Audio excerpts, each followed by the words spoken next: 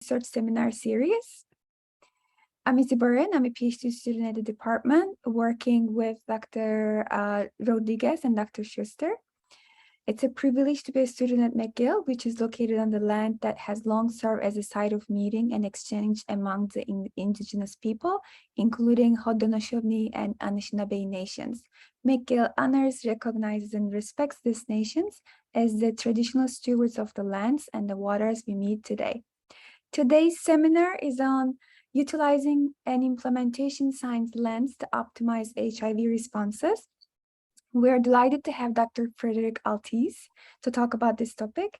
Dr. Altice is a professor of medicine, epidemiology, and public health at Yale University, with joint appointments at the University of Malaysia, University of New South Wales in Australia, Sichuan University in China. He conducts biobehavioral research at the interface of infectious disease and substance use disorders.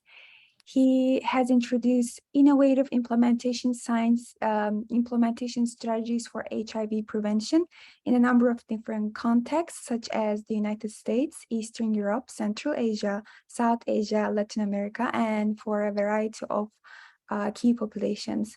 He is also the director of a collaborative implementation science center with Yale and University of Malaya, and has Fogarty training sites in Ukraine, Peru, and Malaysia. So the presentation will be about 50 minutes, and then we'll have 10 minutes for the discussion. You could also post your questions in the chat or ask during the discussion session. Now it's time for our speaker, Dr. Altice. Izzy, thank you for that very kind introduction, and I'm very grateful to the organizers for inviting me to present. I'm going to try to go through a handful of things over the course of the next 50 minutes or so.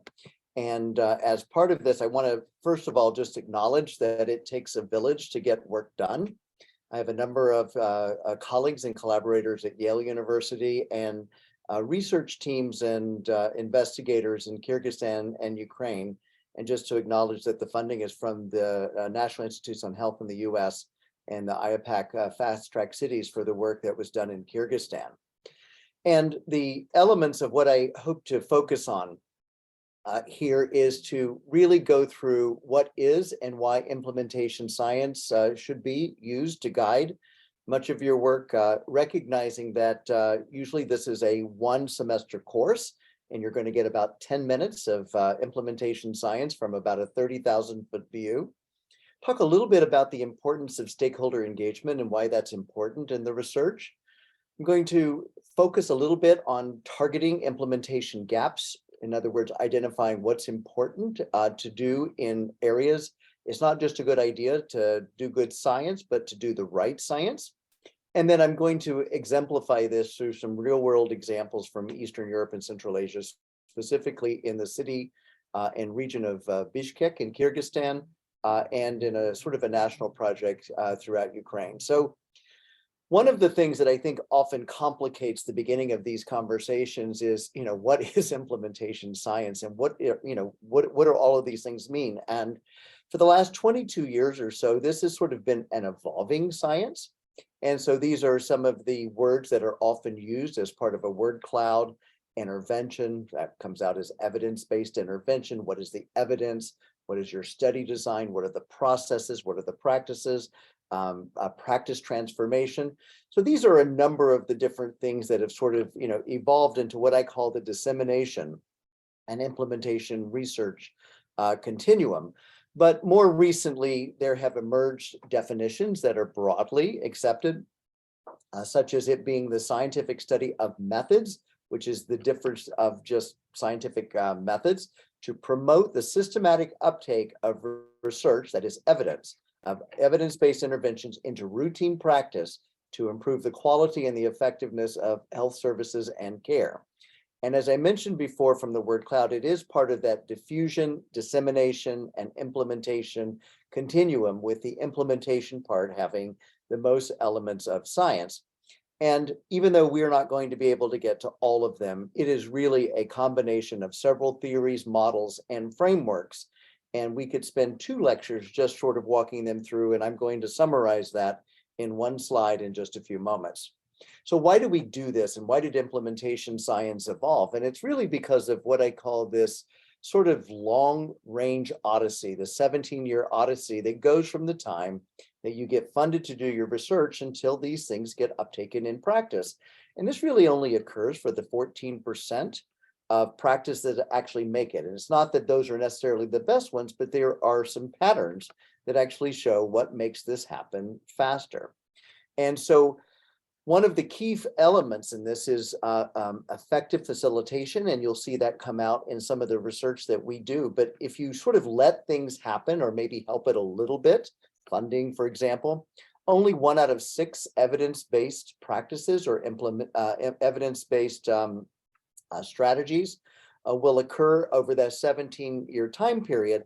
And the way that you can actually make this diffusion and expansion happen is through effective facilitation. And when you do that, you can actually get as many as 4 out of 5 of these interventions into clinical practice within 3 years. And so how do you do this faster?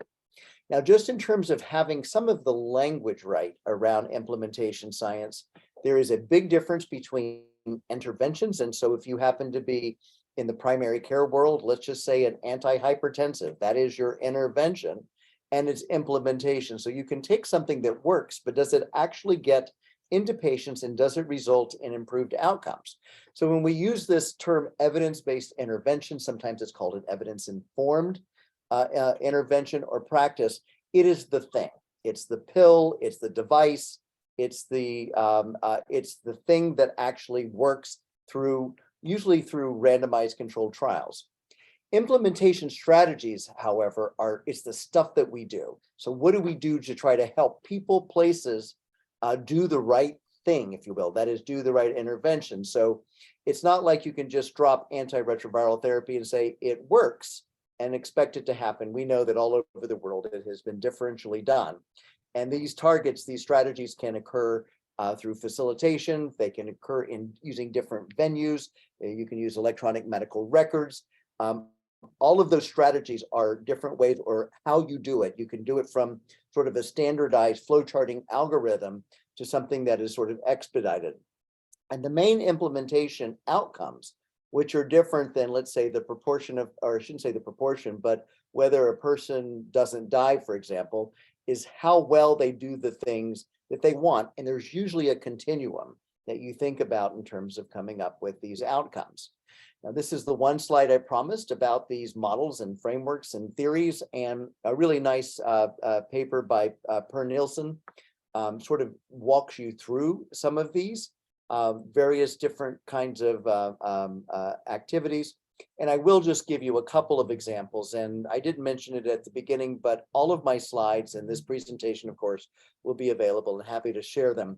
But these are some of the big ones. And if you want to sort of think about the fact that we have over 100 models and strategies and implementation frameworks, there's probably a handful of them that are big. They're the ones that are the most comprehensive. CFEAR, the IPARIS, the REAIM, and the EPIS framework are some of the bigger ones. And they're usually in the area of deterministic frameworks, is what is the element that actually results in something happening. And then the evaluation frameworks gives you an idea of what are the elements of implementation that you want to look at. Now, one of the challenges that many people have is, how do you sort of really think about navigating this complexity? And this is a website that I would suggest that anyone go to. And it really gives you very effective online tools with inputs that you can go into to say, you know, what is it that you want to plan to do? How do you select the evidence-based practice, or potentially the strategy that you want to use in order to implement that evidence-based practice? You sometimes have to combine them, because some of these frameworks don't explain everything. You may have to adapt them for a unique context. You can imagine that the sorts of resources that are available in a high-income setting may look very different. It may look, even in a high-income setting, it may look very different in an urban versus an ex-urban or a rural setting. how you use them, and what are the measurement components. And many of these things have sort of core measurement components that you can use. If I wanted to sort of summarize in just a couple of words what implementation science is, it really is something that you use to do things faster, cheaper, and better than the status quo.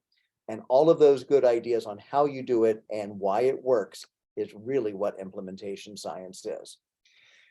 Now, when you're doing this work, there are some practical considerations, and that is to recognize that there's often a tension between those who are doing the real world implementation, that is the people on the ground who are trying to make it happen, and those who are studying it or facilitating it. And so it's important to recognize that tension up front. And it often happens between multiple stakeholders, the funders and the implementers, for example. The funders will say, we want X number of people to get on Y. And the implementers are saying, but how do we do this? This is really challenging. This is difficult. We don't have access. And then also the implementers and the targets. And that is where there might be tensions or conflicts between the people who are trying to do the evidence-based practice and how it impacts on the people who are actually delivering it, like the clinicians, or the end users, which is the patients. The outcomes are optimized when there are synergies between them. And so I'll talk a little bit about, it's not community-based practice, but or engagement. It's really about community engagement, but them not completely driving it, but participating in the project. And there has to be coordination between these stakeholder groups, ideally for it to be informed or led.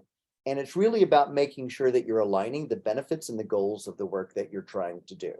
And I can tell you that for almost every project we've done, there is some resistance that happens at the beginning, but aligning those goals, oftentimes to funding or to optimal outputs, is really part of that process. And it will really inform the implementation in a number of important ways.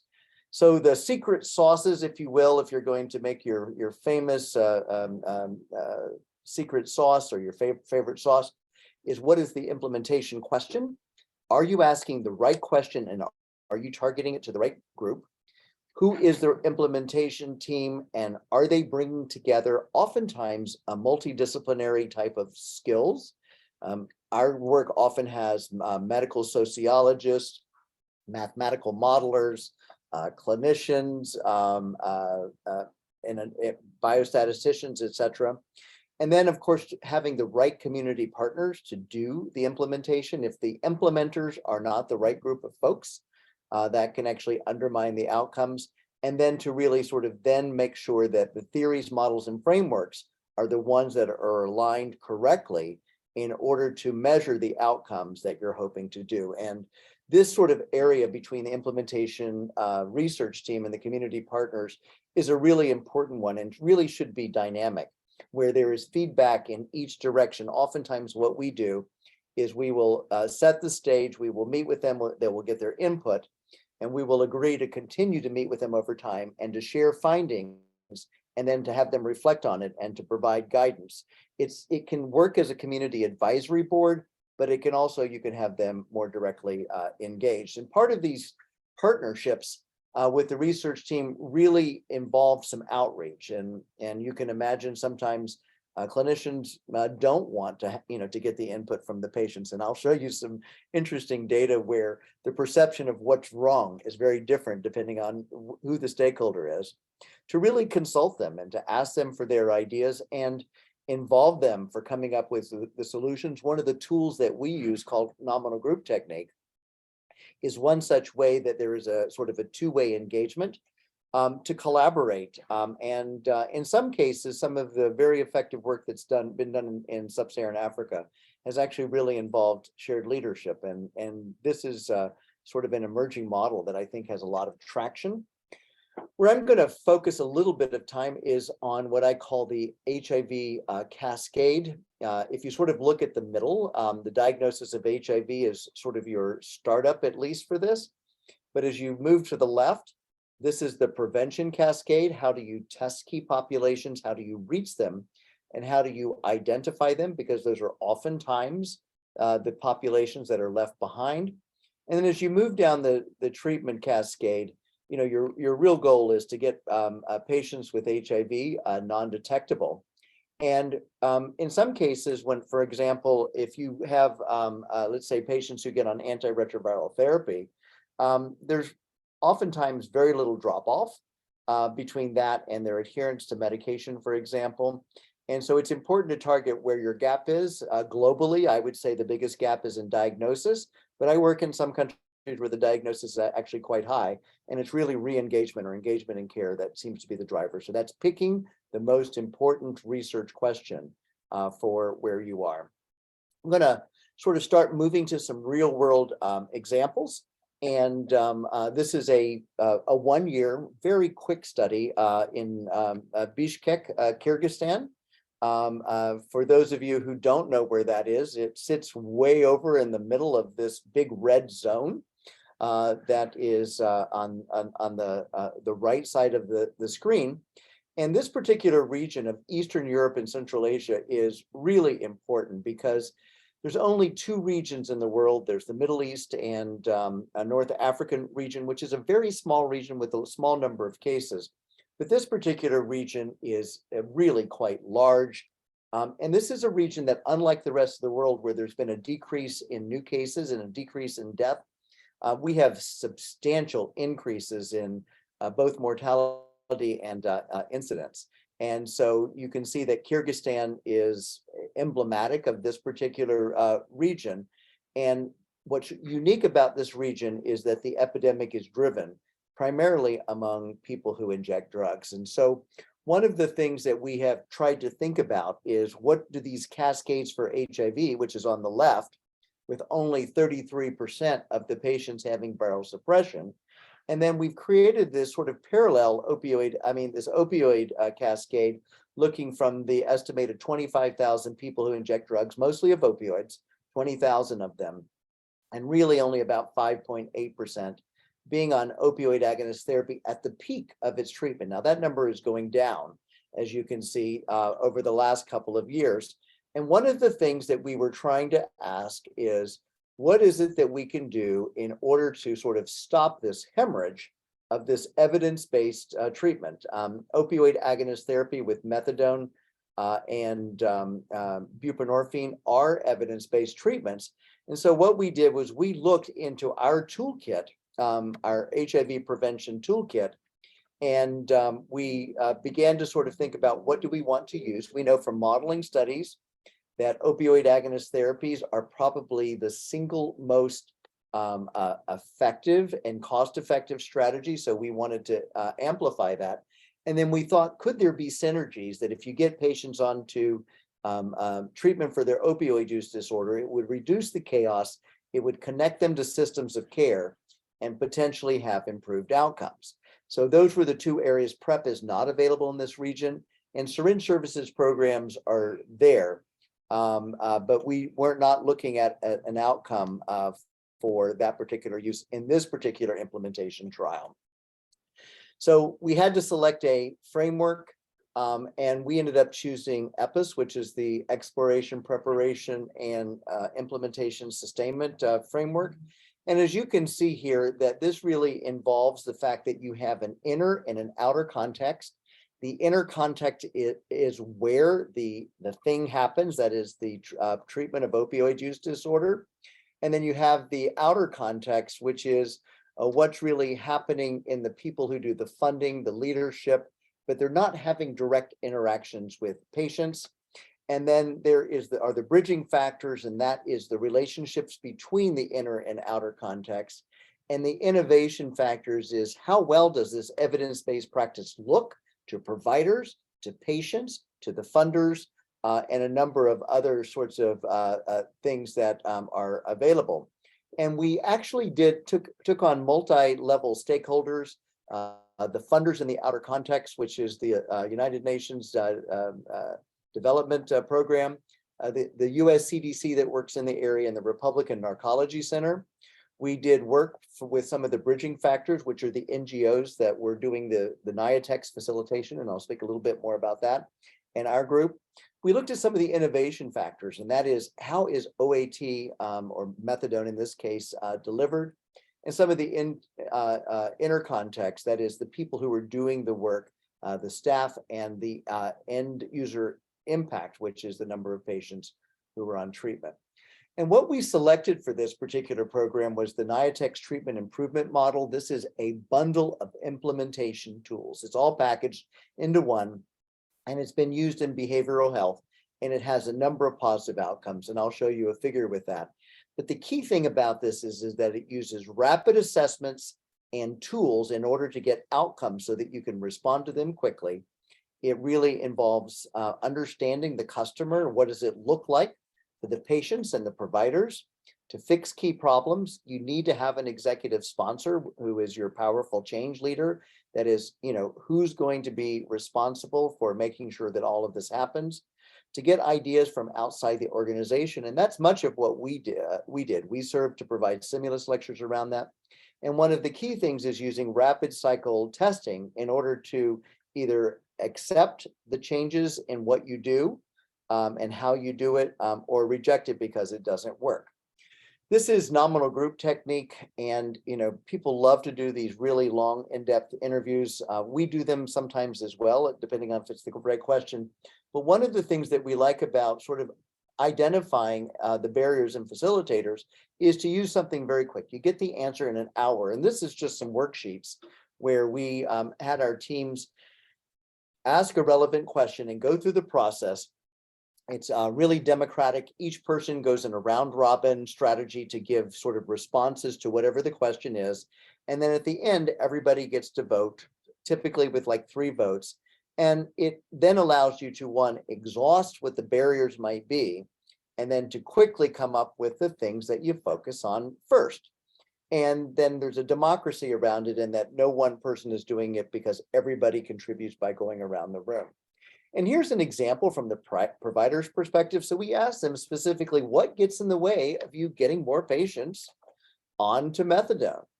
And group 1, they were slightly different, was that the information that was available to patients was often inaccurate. There's oftentimes, which is the case with many providers, I'm guilty, I can say that, is that there may be low motivation for patients for treatment. They also identified that there was a 3-way tie for the third most common one, that there were myths about methadone, which in some ways ties to information. Information and myths are slightly different. There was a registration process that was onerous, and that there was a prison caste system that was getting in the way of treatment. Group 2 sort of echoed some of this. The most common thing was that there was stigma towards methadone. And in the commentary, they really thought that it was coming from the prison. And this is a hierarchy type of system. Myths around methadone, once again, coming in as a big player, and this sort of complicated process about becoming eligible. So procedure. So we see mostly some common overlap about the kinds of things that you might want to do first. But when we start to look at what happens from patients, is very clearly the top ranking things were that people just thought methadone was bad. It had a bad reputation of the program. The perception was that people were treated poorly. They had too many logistical barriers for entry. There were these sort of myths or misinformation. It's trading one addiction for another, that the program did not set clear expectations, and indeed they had not. They basically said, you can get this treatment for a year and then you're cured, which is inaccurate information. And there were really incredibly rigid policies for supervision and limited hours. So those were the drivers from the patient's perspective, and triangulating this is really important, and providing that kind of feedback in both ways is helpful for selecting some change team activities. Here's how some of the work ends up happening as part of these tools. You can see that in the middle, there's the nominal group technique that we were putting on. We recognize that in low and middle income countries, and this is not part of the NIATEX package, but stimulus lectures giving people information, especially their own information, and ideas from outside the organization is really important. And then there's flow charting, which is where they flow chart what does the process look like. One of the things they said was it's too highly logistically challenging. And so one of the things that they did was they flow charted it to see what could you remove and what could you rearrange in terms of, helping patients. The other part of this is understanding and involving the customer. We would oftentimes make site visits. We met with the funders. What does this look like for you? What are your goals? What are you trying to get? We want to make sure that the activities that we're doing are aligning with that. And as I said before, we made site visits, and you can learn a lot about what a site visit looks like in terms of how it's perceived. So there was this bad reputation around the methadone program, but you walk up to this place that looks like it's part of a jail, and it's not a very inviting sort of scene in the left lower corner. Collaborative learning is another feature of Niatex, and it's around team building. Many clinics feel like that they're isolated in their own sort of areas, and lessons learned by one healthcare setting may actually be applied to others, and there can be group learning around this. So we do some exercises. This happens to be sort of designing your own airplane that can fly further. And one of the things that you see is that they actually do process changes. Well, why don't we tip the wing a little bit? Why don't we make it sleeker? Why don't we fold it and make it thinner? And these are process changes. And so they see that making little tweaks in the process, they can actually have the plane. And as part of this, they measure that. So that measurement becomes part of it, knowing what to measure. In this case, it was distance from the end. So we gave them some practical sort of collaboration types of activities that included actually the implementers and to some extent the stakeholders. And so what Niatex does, at least for addiction, is it reduces wait times. It reduces the time for no-shows. It increases the number of patients in treatment, and then ultimately a number of other outcomes. And so this is the place that we started, and it involves these plan, do, study cycles. That airplane sort of activity that people were doing was one of those such things where each time that they tweaked their airplane, that was a PDSA sort of cycle. The other thing that we mentioned before, you have to have some measurement. Ideally, we will use data that is relevant to them. We worked with them to look at their own data. This happens to do with the fact that they were hemorrhaging patients, so dropout was a major sort of feature. And one of the things that we did was we looked at the impact of dosing of methadone and its relationship to retention and care. And as you can see, that the patients who got a higher dose of methadone, that is the greater than 85 milligrams, their retention in the short run was markedly longer. And every time you sort of decrease the dose in any sort of substantial way, that they dropped out from treatment.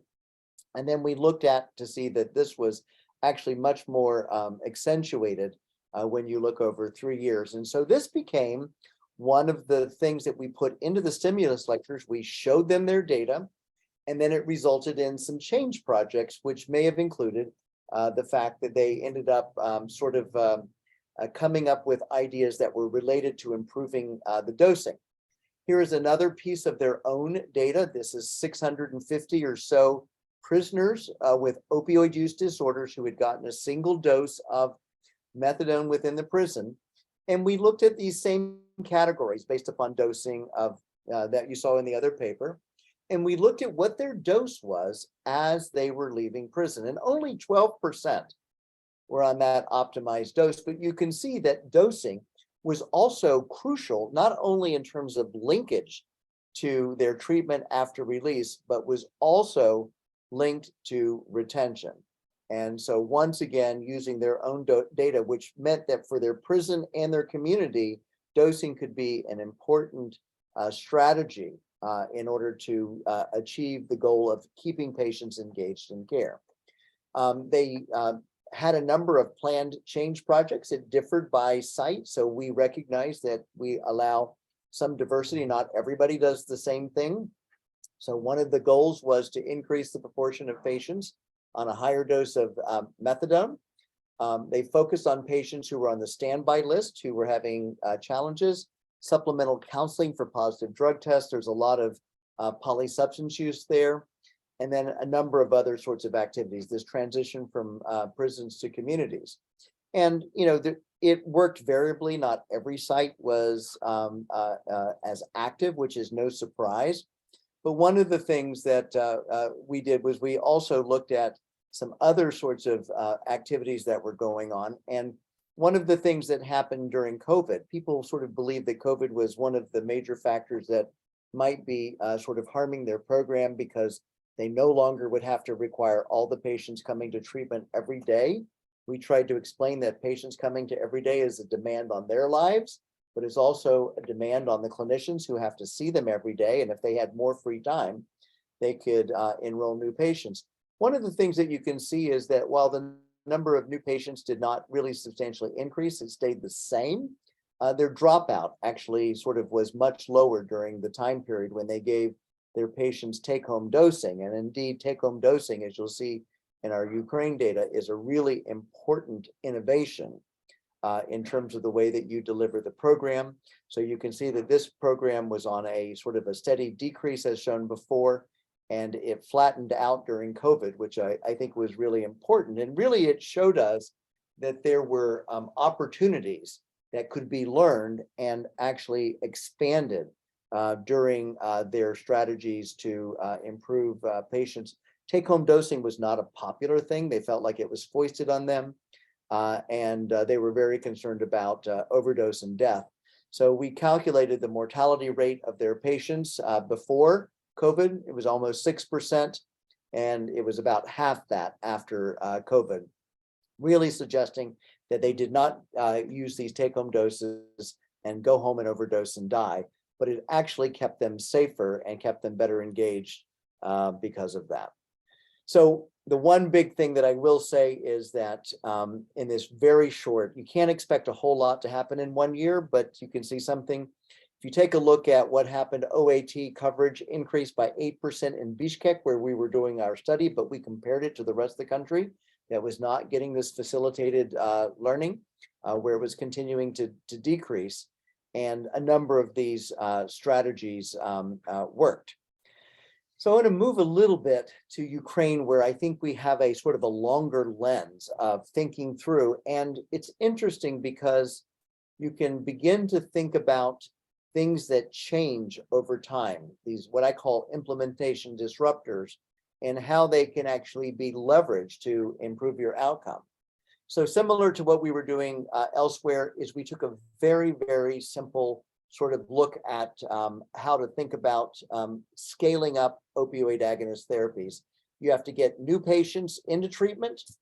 You have to reduce the dropout. You can work on one part of that, that differential equation or the other, and then you can actually increase the census. And one of the things that we introduced as a concept is that, you know, where the numbers of patients are does not need to be static. In fact, that was the goal, is we were trying to increase the number of patients on treatment. And one of the things that's known is that quantity is a major predictor of quality. And so if you can learn how to do things quicker, better, and faster, you can improve the quality of the outcomes. So here was the landscape when we first started. So this is in Ukraine. It's got a very different healthcare system.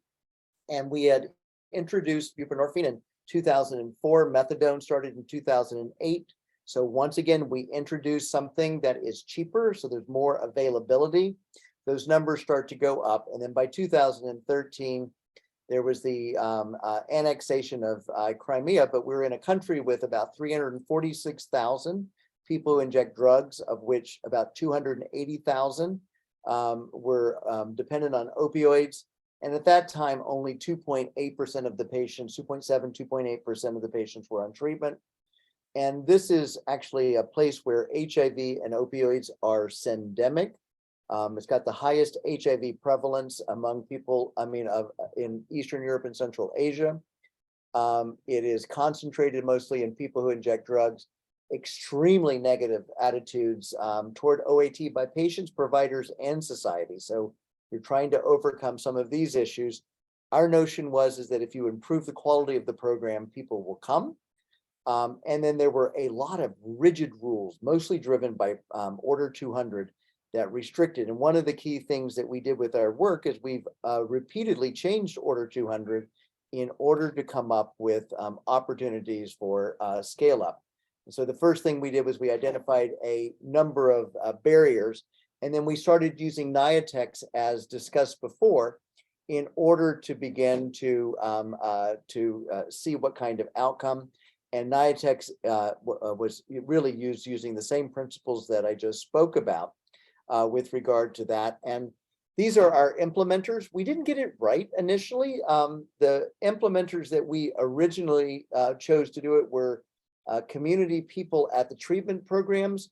And we realized they just didn't have the executive sponsorship. So we took the head doctor for each region of the country. So we changed our implementation plan by going directly for the executive sponsors of the program.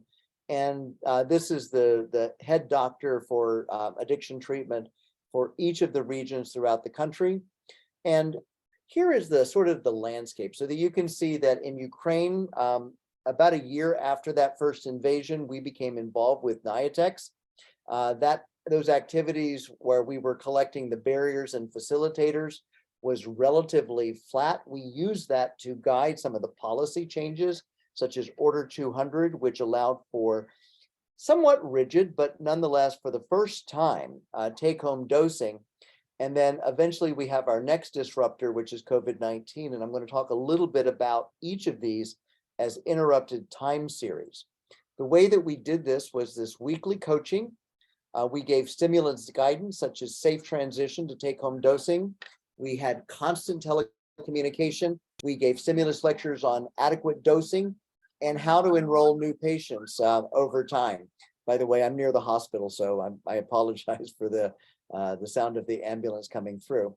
And one of the things to recognize is that every single region is going to have a somewhat different response because they implement differently and they're really implementing in their own context. So one of the things that we did as part of a stimulus was we gave an economic stimulus. It was very simple. It was a small amount of money. It was the equivalent of $1,000 in order to scale up the number of patients that you have by 20%. And of course, when we first said this was like, they wanted to see my horns and they wanted to see my tail. But one of the things that's really remarkable is that we had 8 regions that exceeded this 20% scale up, and one of them increased by 71%. And so the idea is that certain places are able to respond and to do things in very different ways. And so these time series that I'm going to talk a little bit are going to focus on the changes in Order 200, which removed some of the logistical changes. The things that were reported in Kyrgyzstan were very similar for Ukraine. It allowed also these private clinics to emerge for the first time, but without really a lot of guidance. And it also allowed the treatment to be provided in non-specialty care settings, such as primary care clinics.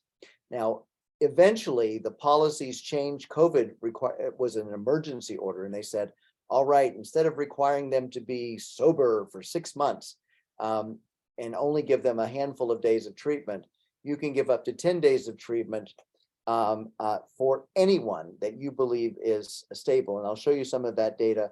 And those orders actually changed more recently with the war in Ukraine. So let me focus a little bit on the change in Order 200 and our implementation sort of change. What we did was we wanted to understand this incredible diversity among these various different regions. They all did slightly different change projects.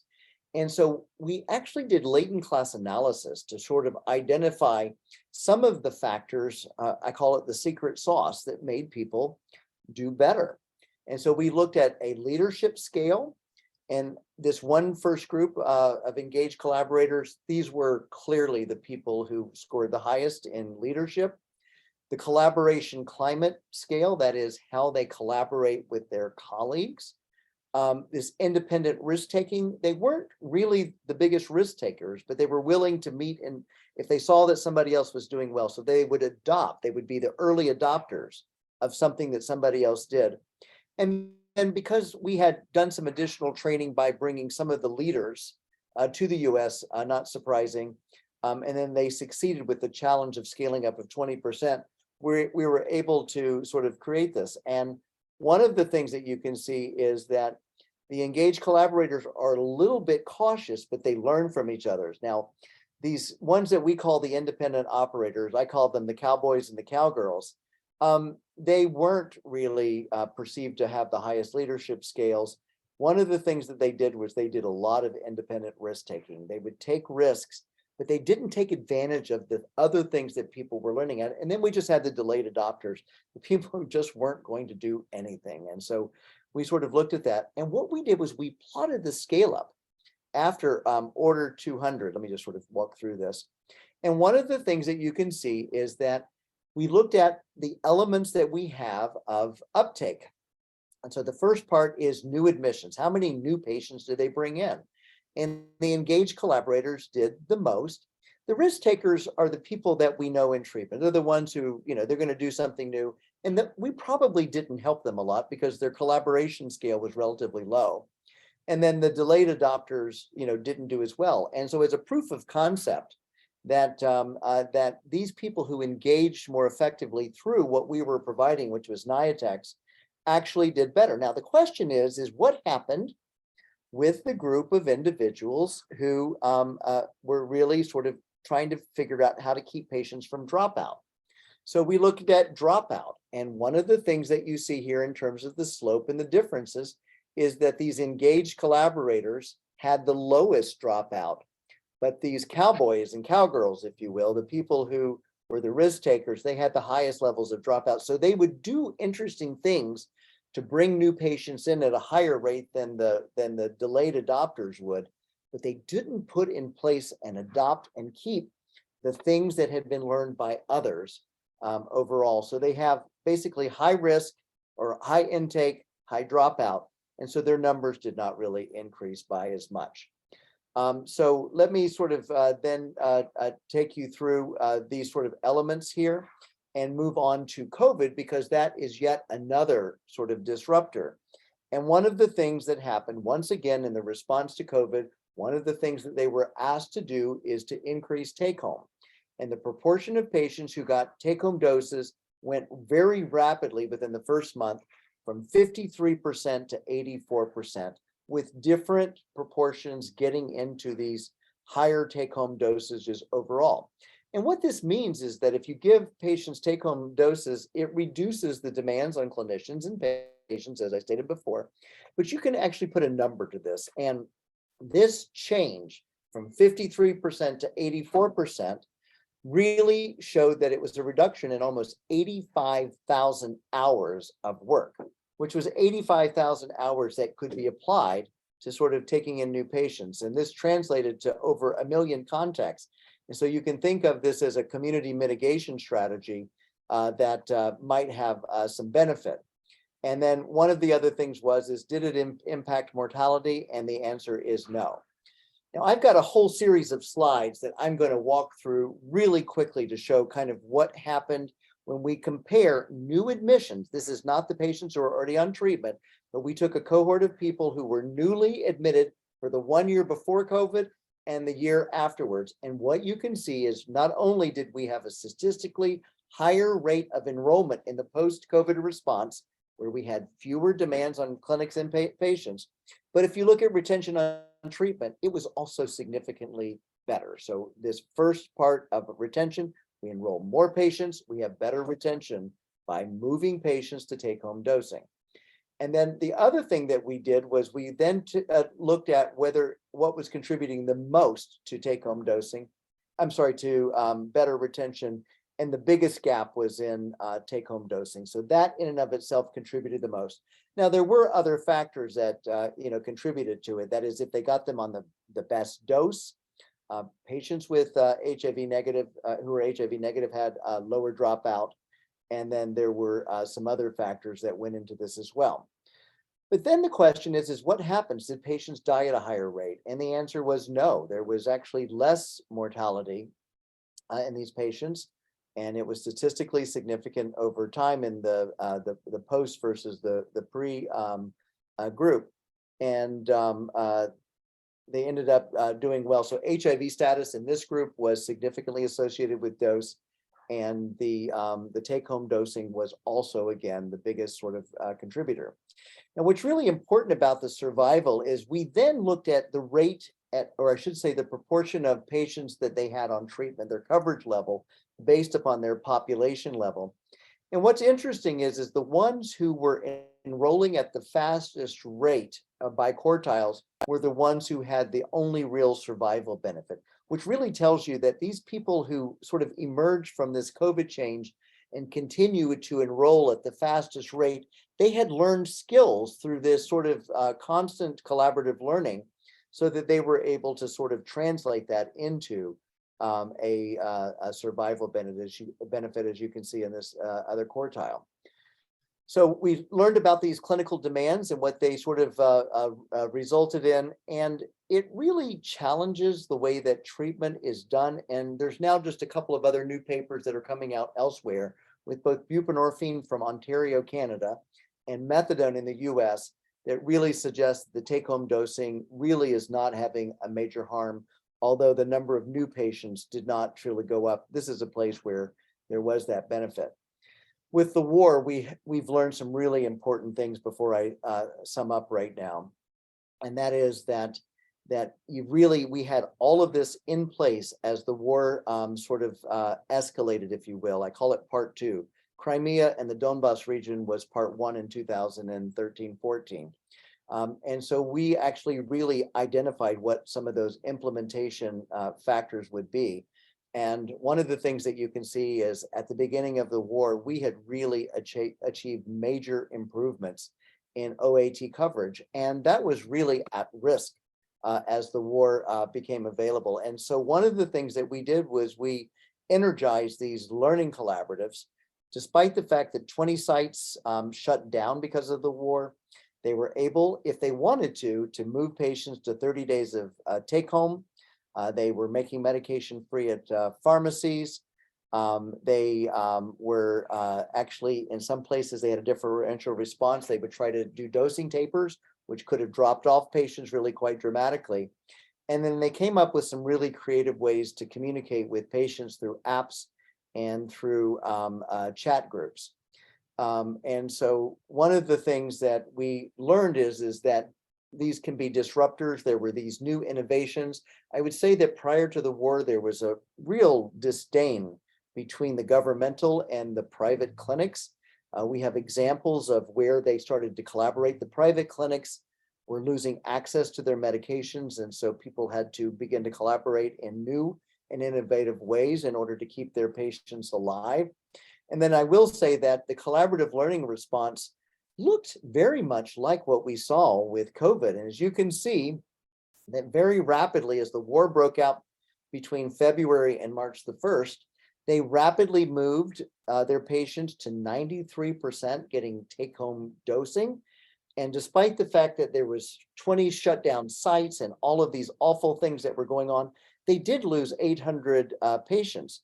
But once they were able to sort of, kind of stand up and shake off the dust, they actually got right on board and they continue to do this. And imagine any other place that is experiencing the devastation that Ukraine has. This is a place that is committed to the most, one of the most vulnerable populations in the country, and they continue to scale up treatment. And they did this through our collaborative learning. We did it all by Zoom. We haven't been able to have any in person, but they have been very engaged as part of this treatment. So I just want to sort of end with Slava Ukraini, which is glory to Ukraine, and really sort of support them through these next steps as I begin to take some questions from you all. Perfect. Thank you so much, Dr. Altice. Does anyone have questions? Now, I know that many of you are in the hospital without access to camera, but if you have a camera, it can be much more interesting for the discussion if you can put it on. I mean, there should be some kind of quid pro quo. If I have to show my bald head and my rugby shirt, we should see them too. Thanks. Thank you so much for this this great discussion. While people think of questions, what do you find? Do you find it's kind of, I was going to ask what's the biggest challenge, but I'm getting specifically at access to data. It seems that, a lot of the data we need for learning on implementation science are actually administrative data or local data, and either we collect it prospectively, either we have access to it, but often it's a big challenge to actually access. Do you have an insight on this? Yeah. So this is part of the planning stage, is you need to figure out what kind of, data that you're going to get. And, in this particular one, I focus on administrative data that was being, collected. It is a national requirement that anybody who gets onto OAT, even a single dose, gets put into this data. And, we fixed that database, but there was an existing database, and we saw it as an opportunity to monitor it. You do want your own data. The other thing that you can do is you can ask the sites that you're working with to collect their own data, and there can be some problems with that. You have to do some checks on that. But you're right. If you're going to set up, and that's why the question that you ask is,